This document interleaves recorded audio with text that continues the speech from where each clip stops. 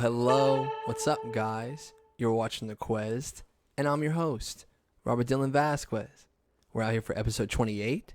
It is 7/23/21. Turn on. Never getting tired of that. What's up, guys? We're out here on a Friday night. It is my brother's last week in town. Had a kick-ass summer. I'm glad that I was able to spend it with them. Got to send them back. That sucks. But I've been doing this thing where I come home from work and we all have dinner together and we try to like make it a movie night. Like we all pick a movie to watch. You know, on one night, Eli will pick a movie, then Hank will pick a movie, etc. on each night.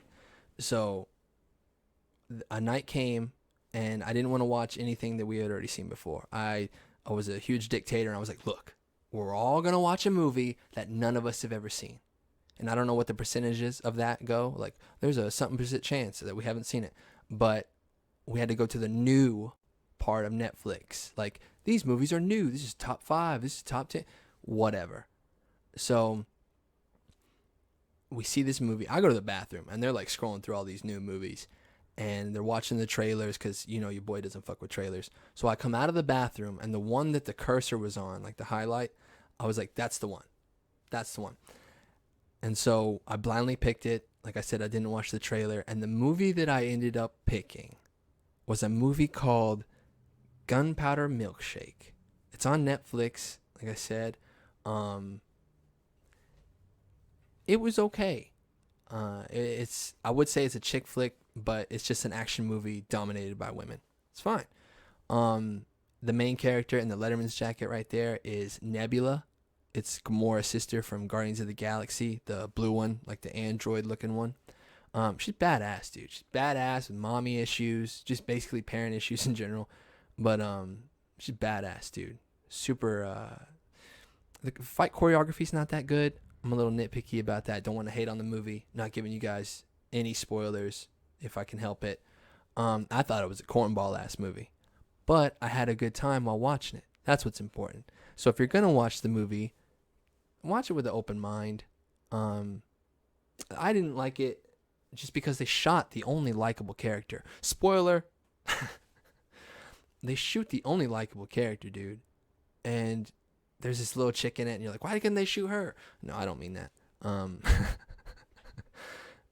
I treated it like a comedy once I realized like the tone of it. And so it's a good watch. I recommend it. Gunpowder Milkshake. Fucking slash. Come out to the Comedy Zone, July 29th. That's what we'll be doing this week. We'll just be having more movie nights. We go to the Comedy Zone on Thursday, July 29th. Come out and see Robert Dylan and Henry David. Doing tight 3 minutes. Fucking slash. Thanks for watching, dude. Thanks for taking time, whether you're on the shitter, whether you're driving to or from work, just cleaning around the house. We got new subscribers in the house. Make sure you like and subscribe to avoid the fine print in the video when that's being a cum sock. Dude, fucking slash, dude. I'm killing it this week, dude.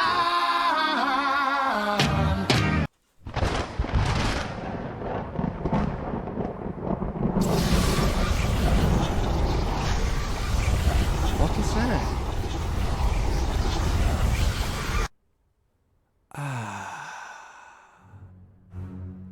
It feels so good to be free. Is this thing on? Hello. You are watching the Quezt, and I'm your host, Evil Robert. Evil Robert? That's right, baby D. You've bottled up your emotions long enough, and you've just popped the cork on this bottle of chaos. Bottle of chaos? You gotta come at me something harder than that. That's weak shit. Fucking slammed him.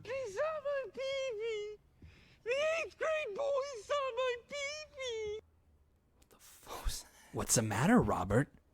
Did somebody sabotage your buttons? Son of a bitch. Looks like you won't have a keyboard to lean on this episode. Lonely Boy's gonna have to talk to himself. Lonely boy? I'm a lonely boy. I'm a lonely boy. I don't even like the Black Keys. Face it, Robert. Your show is mine. And there's nothing you can do about it. All right, look, dude. I'm a person. You're a sound. I'm the host. You're just a bit I wrote to kill time. Oh, fucking double slam. Hola, soy Vince con wow. Estarás diciendo wow cada vez que usas este toalla. Un trapo no seca. ShamWow trabaja mojado o seco. Is that the ShamWow commercial in Spanish? Move over, Vasquez. There's a new king in town. Oh, fuck no, dude. I gotta get him. This is what. Come on. Come on. What? What? No! We will meet again, Robert!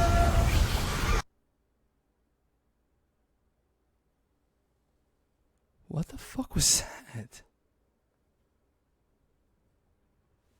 Slash. On to the imprint of the week. Shout out to Torian. Definitely gave me another paragraph. If you could pick from the top 5 coolest jackets in all of fiction, do I have to pick a top 5? The fuck?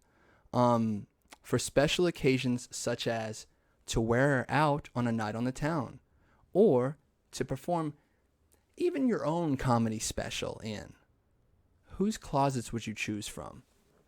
So, like, my number one answer to this question, like, if I could pick from the top 5 coolest jackets, I don't want something flashy if I was to ever do anything like comedy special wise. I don't want anything too flashy. I want people to pay attention to me, I want people to pay attention to what I say, not to my outfit.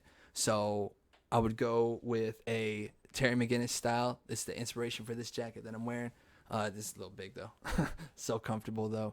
I like that style, man. I like that jacket. It's super sleek, futuristic. I don't know what the things on the sleeve are for, but that's what I would fuck with. That's like ultimately what I would choose in top 5 coolest jackets. There are a lot of other cool jackets in like fictional, universes. I've always wanted one of those like Jedi like hoods. It's been sick. Static Shock, and then Gambit from X-Men. But the more I break down these cool jackets, I mean, Star-Lord has a pretty short jacket, but all the jackets that I'm like thinking about are like trench coats, like Matrix style. The Gambit's jacket is a trench coat, so maybe I just want to be like Star-Lord's jacket in the beginning, super long trench coat, drags the floor. I promise I'm not a perv. I want a badass trench coat. But that's my answer. Bruce Buffer in the real world, as the UFC announcer, he goes, "It's time!" Dude, gets me so fucking hyped. Gets me goosebumps every time. Evilll Knievel. I mean, that's just like a night on the town. You go out in Evilll Knievel's jacket. Shout out to American Pickers. But no, dude. My own comedy special, I would just go plain Jane. I want them to pay attention to what I say. If I wear one of those $150 velvet blazers, like, people are just gonna be like, look at this asshole. And that's cool. I would want them to think that in any other facet except for when I'm on stage trying to make them laugh. Did I kill that? Did I fucking slash, dude? On to the question. Appreciate that, Imprint Jones, Imprint of the Week. On to the question. If your job was to put Easter eggs in movies, what would you put in what movie? Now, when I think Easter egg, I think of like the Marvel studios, like Marvel Studios and their fan service.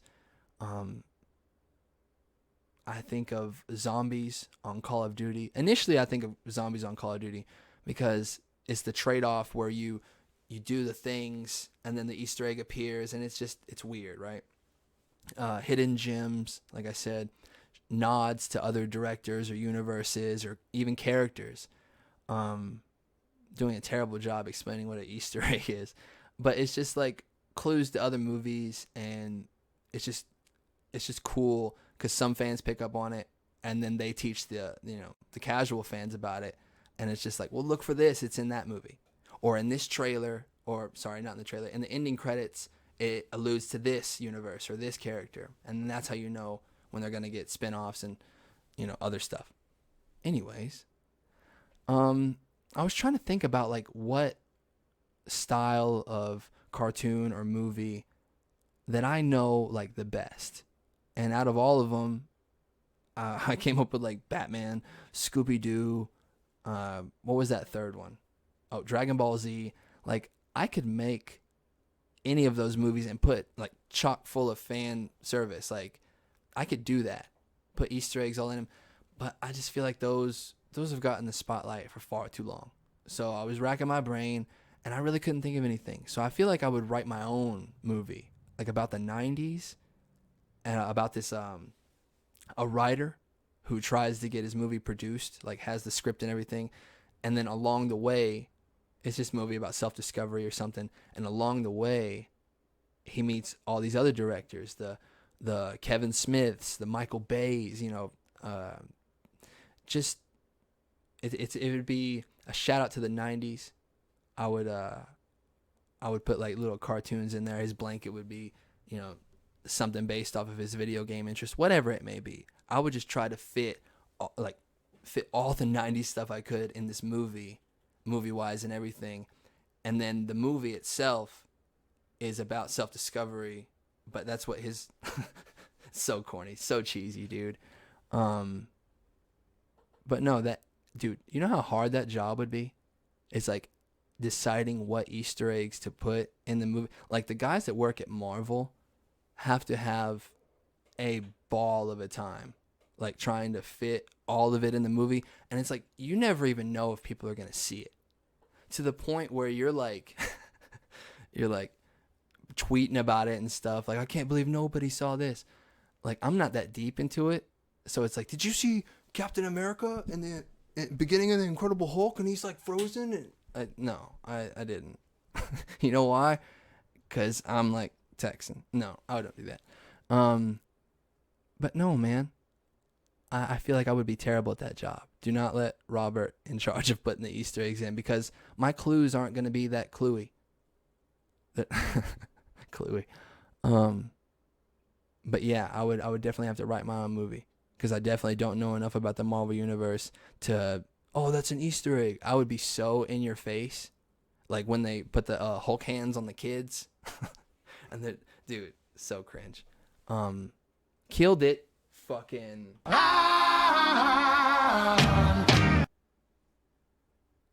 Okay, cool. Slash. On to unlocking memories. Now, I don't know how long I'm going to spend on this, but we're sticking with the Evil Robert theme. I'm going to talk about torturing our old friend Shaquille in DC. That's what I have written down. Torturing Shaquille in DC, hide and seek game, and then I'll leave the last part for the last part. So your boy was in like student council and beta club, and basically I wasn't in gifted and talented or honors or whatever it was in middle school, but I was in the beta club, and they took us to Washington, D.C. And I remember going on this field trip because it was one of few field trips I ever went on. The bus ride there was atrocious. But we stuck it out, and we got into D.C., and there was 4 of us per room. That means 2 beds, 2 people per bed. Math. Eli, you'll know about that later. So it was me, my friend Casey, my friend Blake, and our friend Shaquille. Now, when I say our friend, we were cordial with the guy. He was rooming with us. We didn't really like him. Nobody really liked him. Whatever. So, we're all 4 in this room, and when you're on a middle school field trip, you're not out until 9 p.m. seeing the city. Like, we were just seeing the monuments during the day and then going to the hotel and just chilling at night. So, like Nicolas Cage, I got me a copy of the Declaration of Independence from a gift shop, and I ended up leaving it in the hotel. But that's all I wanted to do. I wanted to get a Constitution, and I wanted to get a video of the White House. So I got this old school, like, 90s video camera, the one with, like, the thing that you look in. And so I'm looking at it, and I'm looking at the White House. I'm positive it's the White House, right? And I'm like, there it is. There's the White House. And I'm like zooming in, and it's like panning in, and I'm panning out. And I'm like, well, checkmate. And I turn it off. And I remember it was either Mr. Hawkins or Miss Guthrie or Mrs. Guthrie. And they look over at me and they're like, Robert, you know that that's the Capitol building, right? And I'm like, what? Like, I didn't know. I thought the White House, anyways, didn't know what the White House looked like. They weren't rude. They didn't stop my video and tell me, hey, you're pointing at the wrong thing, dumbass. Pan over here. They just let me do my thing and then corrected me after. What a waste of film. Yeah, dude. So we were in D.C., like I said, seeing the monuments during the day and then partying hard in the hotel room at night. Fucking getting hyped up on Mountain Dew and shit. So Casey and Blake were sharing a bed. I had to share the bed with Shaquille.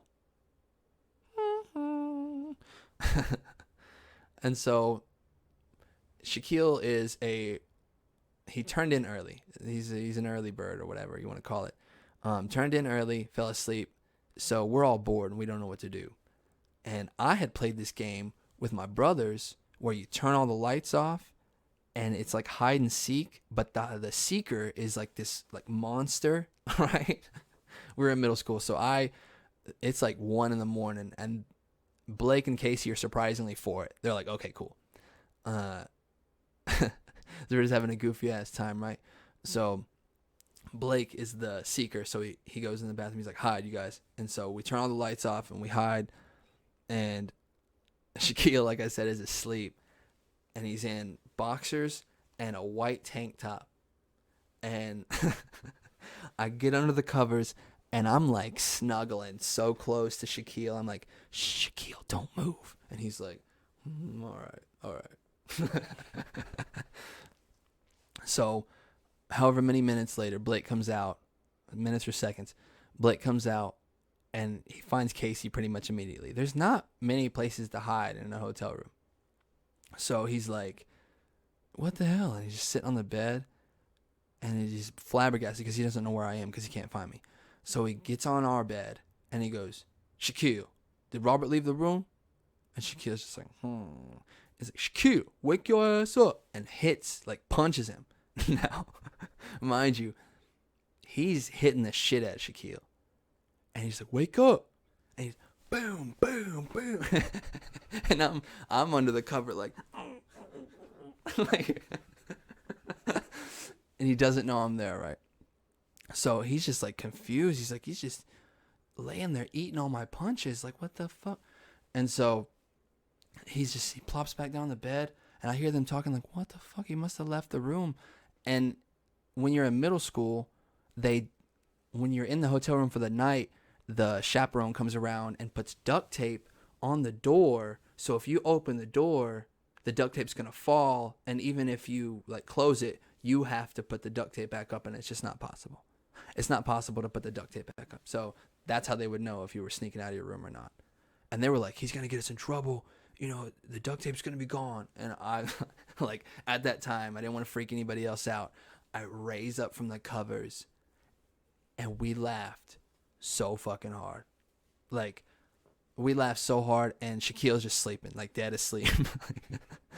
And so we're laughing, and I don't know how the night gets so wicked and evil. We just get bored.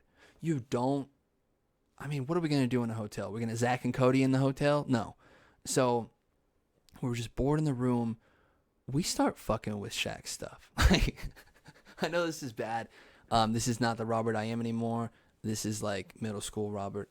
And so we all just start fucking with Shaq's stuff. Blake gets one of his socks, like one of his long white socks, takes it in the bathroom and fucking the thing shin it. He fucking into his sock, into the guy's one sock, not even both of them, just one sock. And then he puts it back. So you know, the next morning. Anyways, Casey. I think he put water in his fucking, I don't know, underwear or something like that. Got all of his underwear wet or something. I don't know. And then we were going like this. It was like, I think it was the water in the underpants and then the cum sock. And then I'm last. I got to ramp it up, dude. So middle school Robert takes poor Shaquille's toothbrush. And I go right on the little brown balloon knot. I go raw dog on my little brown balloon knot. And I've never felt worse for somebody than right then. In middle school, at least. Now, you're probably thinking, oh my God, I would have killed you. Yeah, dude. I would have killed me too if I'd have known about it. None of us ever said a word. So the next morning, he doesn't say anything. You know he put a sock on. You know he put the wet, at least damp underwear on. And he was probably like, fuck, those guys got me good. Well, time to just enjoy the rest of this field trip and try to...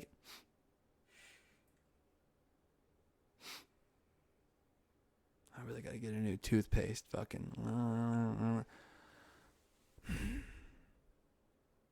Namaste. I've come to peace with it. I mean, I don't really have a choice. I can't tell him about it. So if it blows up, or if this blows up and reaches to Shaq, no last names to protect the innocent, that poor guy. And that's unlocking memories. So you thought you heard Evil Robert before, like, Evil Robert is always and will always be back here. I think that's episode 28. How long was that? Not that long. Shout out to Imprint Jones. Shout out to all you Quezters out there. Keep it going. Like and subscribe. You need to listen to this while you take a shit. And if you're not shitting, that's bad for your health. You need to listen to this while you cleaning something. If you're not cleaning, that's bad for your health. You know, just whenever you could turn a not silly time into a silly, silly time just by cutting this on and just getting creative and hearing me out. Dude, we have fun over here, dude. The boys will not be in the next Quezt. So say your goodbyes, boys. Later, everyone. Goodbye. Killed it. No, but if you got family, near or far, just cherish them. I try to make sure I tell these guys I love them all the time and how important they are to me. There's nothing more important to me than family, and Vin Diesel got that from me. That's for sure. We're out here on a Friday night. Have a movie night. Congratulations to my boy Nick on his beautiful baby. Shout out to all of my friends, all you Questers out there. Shout out to Lars. I'm just handing out shout outs. It's been real, Shaquille. What the fuck, dude? This is what dreams are made of. And I think that's it, dude. I'm gonna stop taking too much of your time. Thank you guys for coming. Go watch Gunpowder Milkshake. It's on Netflix. Shout out to that movie. July 29th, come out to the Comedy Zone. See Robert Dylan and Harry David. Thanks for watching. Like and subscribe to avoid the fine print. I guess that's it.